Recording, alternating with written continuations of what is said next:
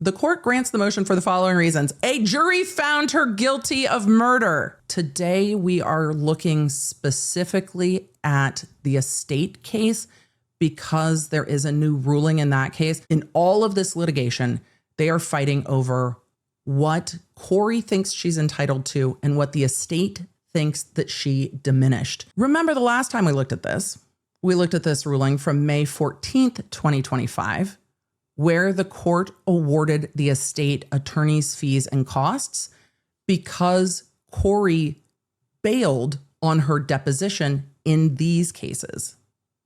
And the court ordered Kouri to pay Katie $8,000, $387.50. Fast forward to after the verdict.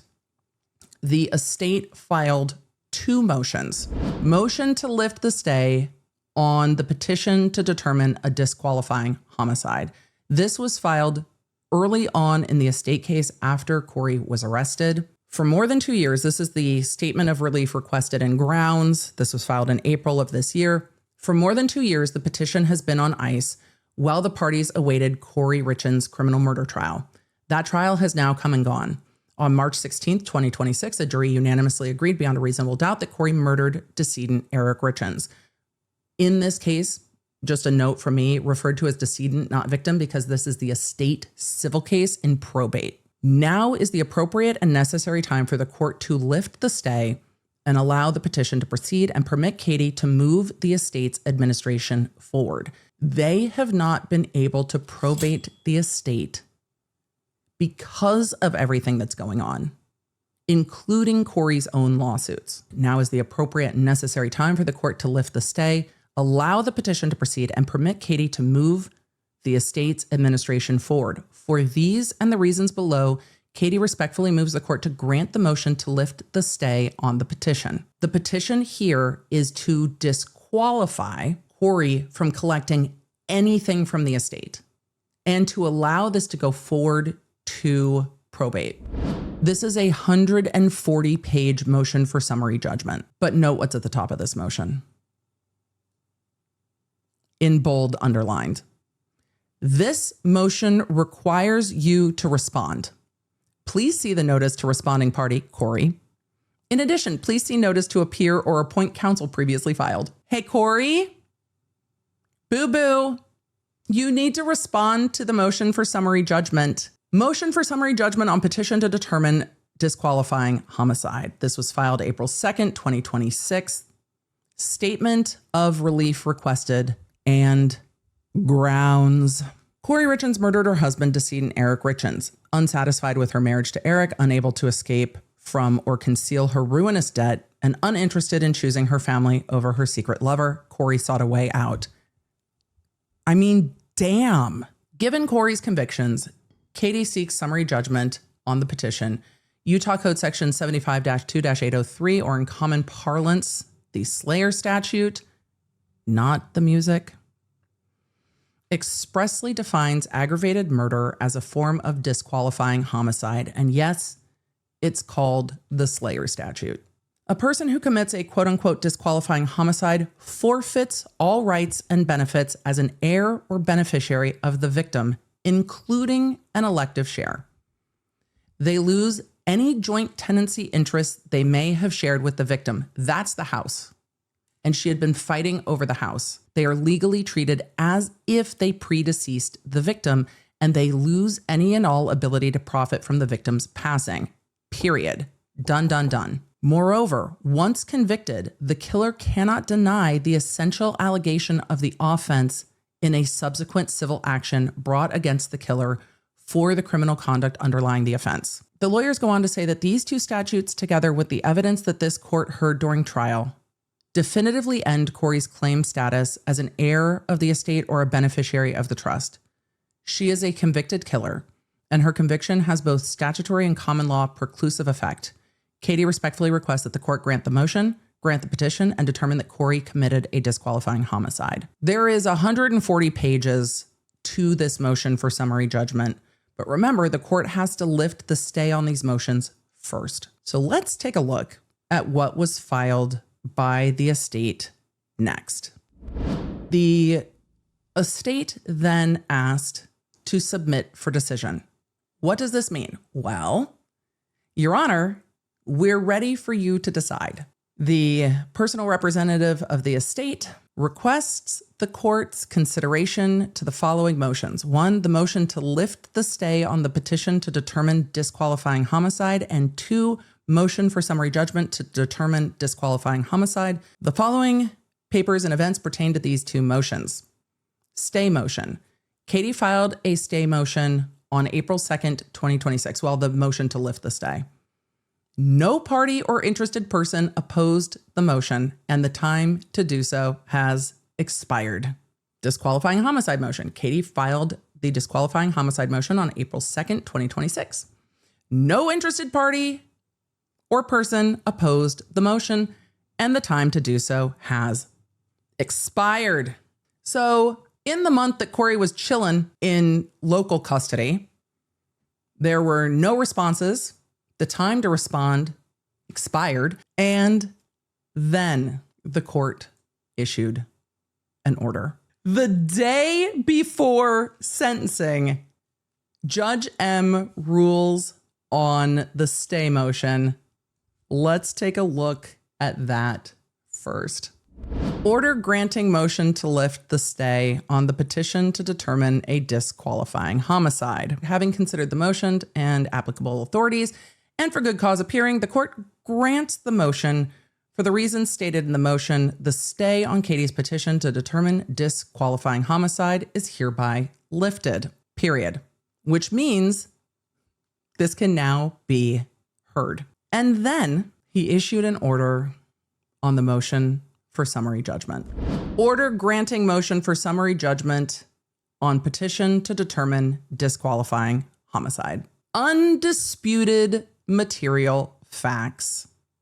And the heading has a footnote. Because no one filed in opposition, each material fact from the motion is deemed admitted. In addition, the court concludes that Katie supported each material fact in the motion with admissible record evidence. Kouri Richins married to decedent Eric Richins on June 15th, 2013. They remained married until Eric's death. Eric died on or about March 4th, 2022. Prior to his death, Eric worked with attorney Crystal Bowman Carter to formulate and execute a comprehensive estate plan. First, he signed that certain will of Eric Richins, and then they cited to the motion. The will names Kouri as Eric's wife, and it names Eric's 3 sons as his children. The will is a pour-over will, which operates to pour all of the estate's assets into a trust. So when the will is probated, everything that belongs to Eric literally just goes into the trust. From February 23rd, 2026 to March 16th, 2026, Kouri stood trial for the aggravated murder charge in connection with Eric's death. During trial, this court and a duly impaneled jury heard testimony from numerous witnesses, considered scores of exhibits. In relevant part, the court and jury heard and received evidence demonstrating the following. A, Kouri intentionally or knowingly caused Eric's death. B, Kouri caused Eric's death by administering to him a lethal dose of fentanyl. C, Kouri murdered Eric for pecuniary gain. Those are the aggravators. D, Kouri murdered Eric by administering a substance in a lethal amount, dosage, or quantity, namely fentanyl. At the close of the state's case, Kouri moved for a directed verdict. That was the argument we saw from Ramos. The same arguments we're going to see in their motion for new trial whenever it's filed. The court denied Kouri's motion, concluding that the state had presented a prima facie case against Kouri by producing believable evidence of each element of aggravated murder. All right, just because you disagree doesn't mean it's insufficient. After hearing closing arguments and deliberating, the jury convicted Kouri of aggravated murder in connection with Eric's death. Conclusions of law.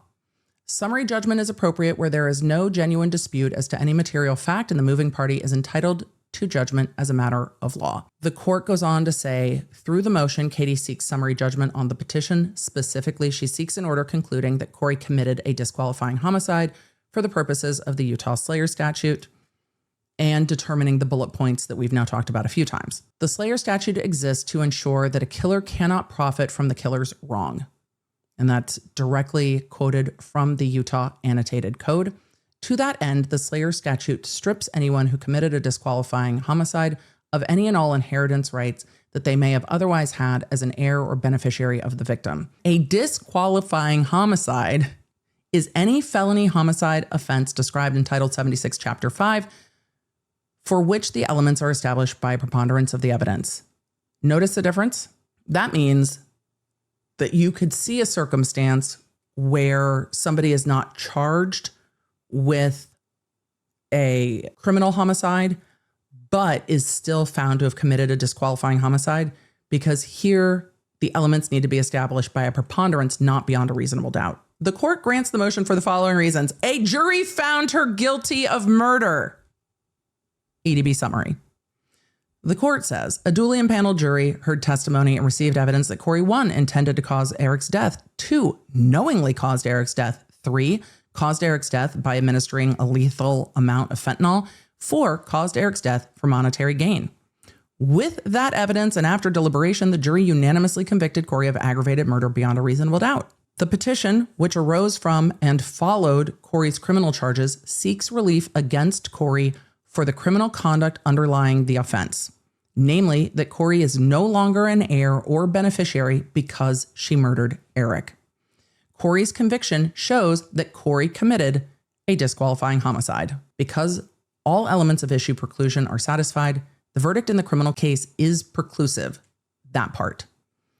So the court went through how we get to the verdict in the criminal case being preclusive in the civil case. Kouri committed a disqualifying homicide and is barred from relitigating the cause of Eric's death here. Period. Period. You do not get to try to litigate again whether or not you murdered Eric. The court goes on to say there is sufficient evidence to conclude by a preponderance of the evidence that Kouri committed a disqualifying homicide. Under the Slayer statute, the court can conclude that Kouri committed a disqualifying homicide so long as 1, Kouri's disinheritance would not create a manifest injustice, no injustice here, and 2, a preponderance of the evidence supports the court's conclusion.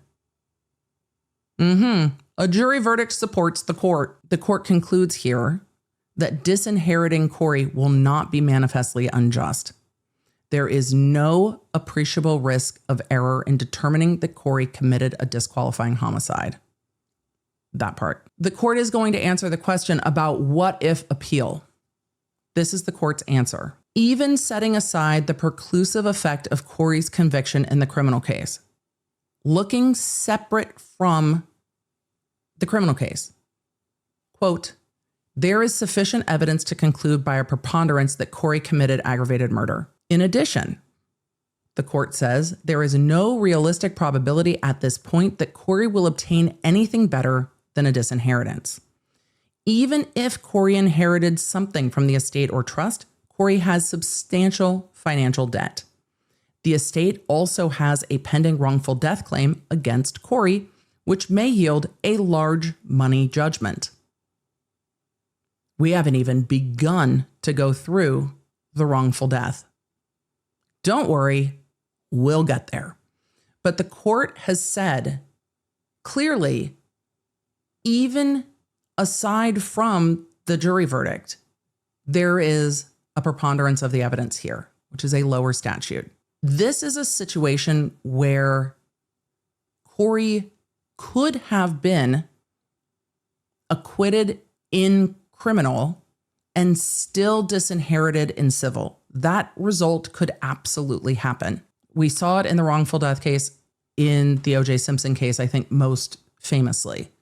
You can be acquitted beyond a reasonable doubt and still found liable for wrongful death in civil. The court goes on to say that when Kouri's debts and potential liabilities are balanced against the statutory elective share that she may have inherited but for the murder conviction, there's very little possibility Kouri would retain any portion of her potential inheritance. The court concludes that a disinheritance now will not result in error and will not deprive Kouri of a more favorable outcome later. The court goes on to say, second, based on the jury's unanimous decision finding Kouri guilty beyond a reasonable doubt and the undisputed facts cited above, a reasonable fact finder could reach only one conclusion under the preponderance standard.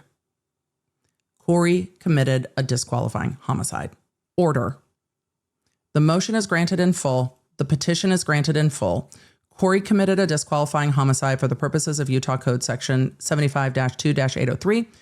Kouri consequently forfeited all rights and benefits she has or may have had with respect to the estate or trust, including an intestate share, an elective share, an omitted spouse's share, a homestead allowance, exempt property, or a family allowance. Any dispositions or appointments of property that Eric made to Kouri are hereby revoked. To the extent that Eric and Kouri held property as joint tenants, that joint tenancy is severed, and the ownership is deemed to be a tenancy in common.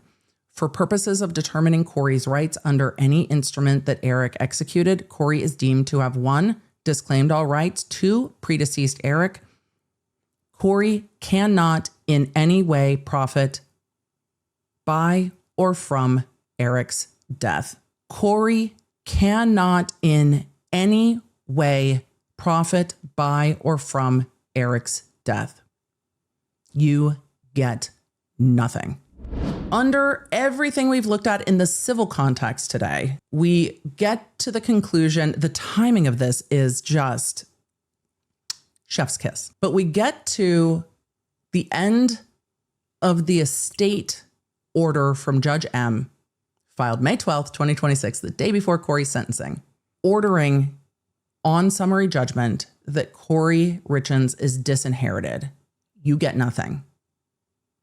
You can take nothing under Eric's estate, and it settles the estate so that Eric's estate can finally be probated. That's all been frozen until now. So the estate can finally be probated. It can go into the trust, which means Kouri suing the trust and the estate over her share in the home and over the money that she put in to build a pool and whatever else, she forfeits all of it. So Kouri suing the estate is all going to be a bit moot. And I imagine we will see this filed in those cases and start to close them out. There are so many cases. However, the family is still the estate is suing for wrongful death. That will still go forward because there will still be arguments there. I imagine there will be a motion for summary judgment in the wrongful death case as well.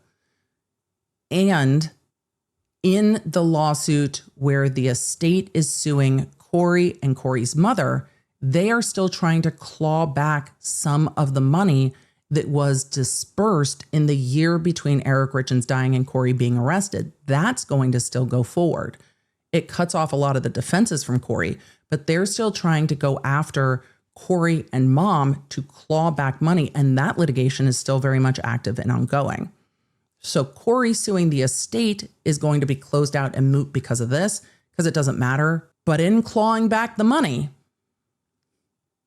well, that's still going to go forward. Kouri's not going to have as many defenses there. Kouri doesn't have a lawyer there, but they are trying to claw back any money that was distributed. So where does this leave us? Well, it's going to pare down the civil litigation. It's not going to eliminate all of the civil litigation. It's going to extinguish some of Kouri's civil litigation. But Kouri is going to have to figure out whether or not she's going to represent herself. Thanks for joining me. If you enjoyed this episode and don't want to miss updates on your favorite cases, you're going to need the Law Nerd app at lawnerd.app.com. That way you can stay in the loop on the cases that matter most to you, and you never know when you're going to catch feelings for a new case. So make sure you get it for free on iOS and Android. Thank you for being here, and thank you for being a Law Nerd.